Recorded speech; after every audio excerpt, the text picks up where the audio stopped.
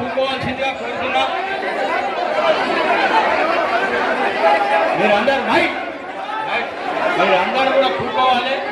వాళ్ళు ఏదో అనవసరమైన డిస్టర్బెన్స్ క్రియేట్ చేయాలని చేస్తారు తప్ప కాంగ్రెస్ పార్టీ నాయకులందరూ కూడా కూకోవాల్సిందిగా కోరుతున్నా.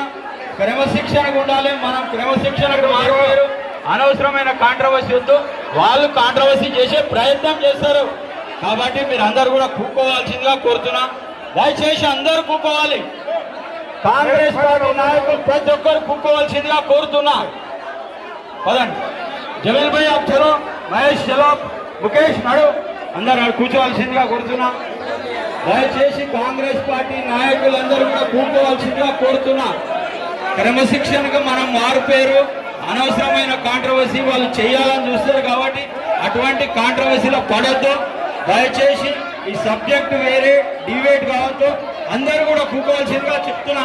దయచేసి రాజేష్ భాయ్, జమీల్ భాయ్ पूरे जने बैठा हुआ जाके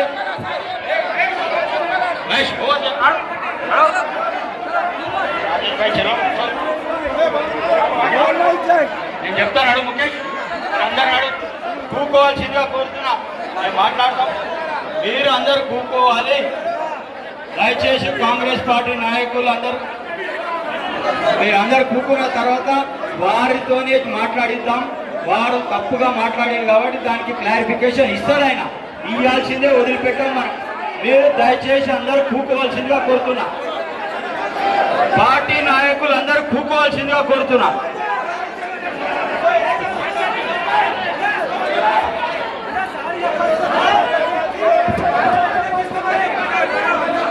कृपया आप लोग बैठ जाइए एक बार शांत हो जाइए और बैठ जाइए. आप लोगों से निवेदन है कि आप लोग बैठ जाइए.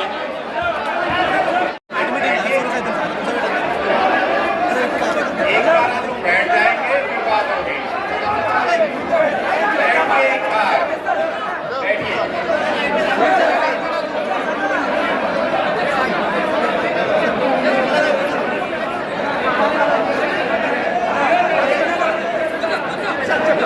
అందరూ దయచేసి మీరు కూకోవాలి. ఎందుకంటే కూకోరి మధు శ్రీనాథ్ మీరు కూకోరి.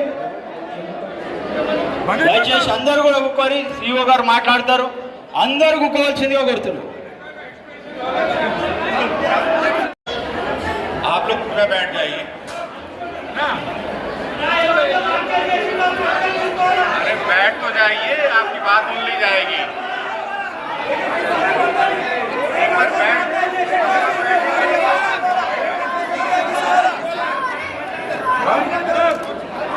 कृपया बैठ तो जाइए आप लोग एक बार.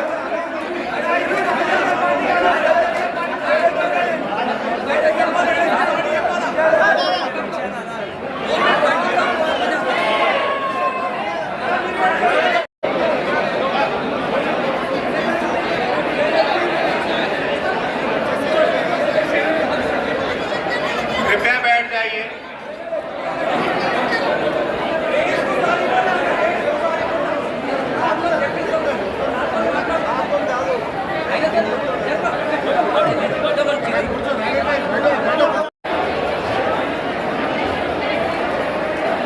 बिना बात के कोई सोल्यूशन नहीं निकलेगा. बात करके ही सोल्यूशन निकलेगा. कृपया बैठ जाइए. अभी हमारा भाई लोगों को जो बात बोला वो हम लोगों को अच्छा नहीं लगा. उसके लिए माफी चाहना. वो और जो भी बात बोला वो बात रिटर्न बैठ जाइए. इसी वक्त एक मिनट बैठ जाइए. आधी बात बोले जो भी बात करने का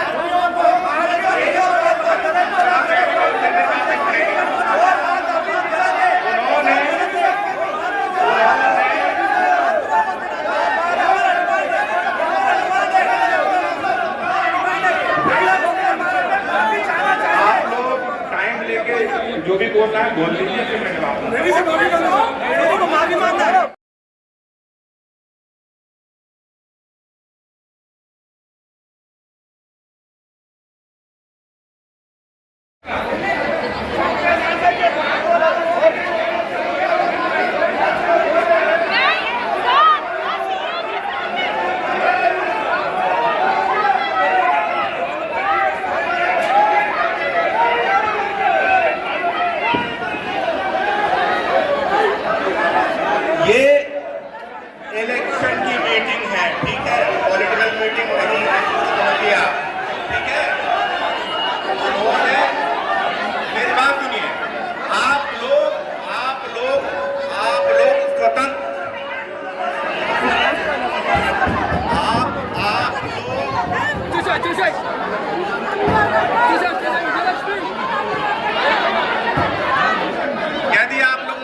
प्रश्न पूछ रहे हैं तो उत्तर सुन लीजिए, चुप हो जाइए, मैं उत्तर दे दूं। आप लोग प्रश्न पूछ रहे हैं ना, आप लोगों ने प्रश्न पूछा है ना।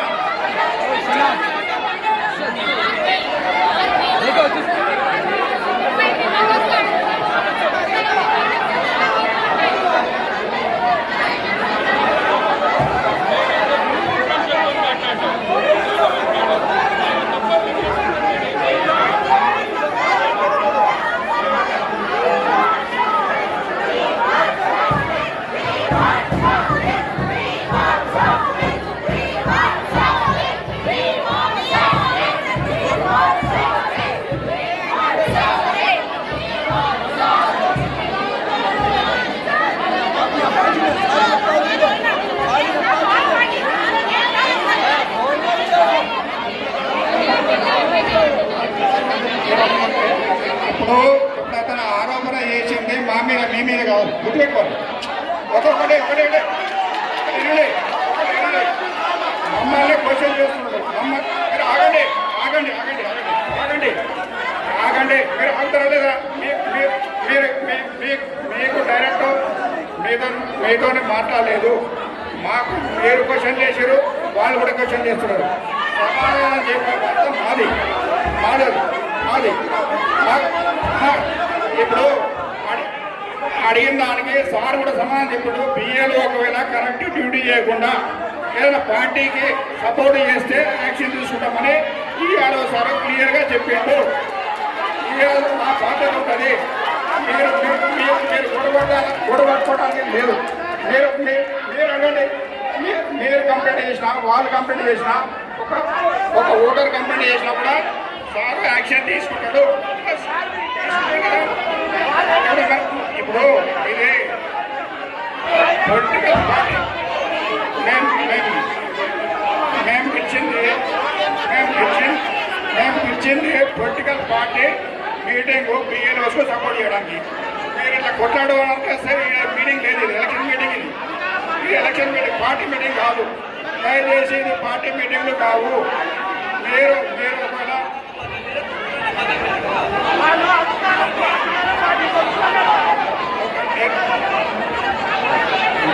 మీరు మీ పార్టీకి సంబంధించి స్టేట్మెంట్ ఇచ్చుకోరు. మాకు ఇబ్బంది లేదు, వాళ్ళు ఇచ్చినా ఇబ్బంది లేదు. ఒక నిమిషం ఆగండి. बीएलओ की अपॉइंटमेंट सीईओ की डायरेक्शंस में ईआरओ द्वारा की जाती है।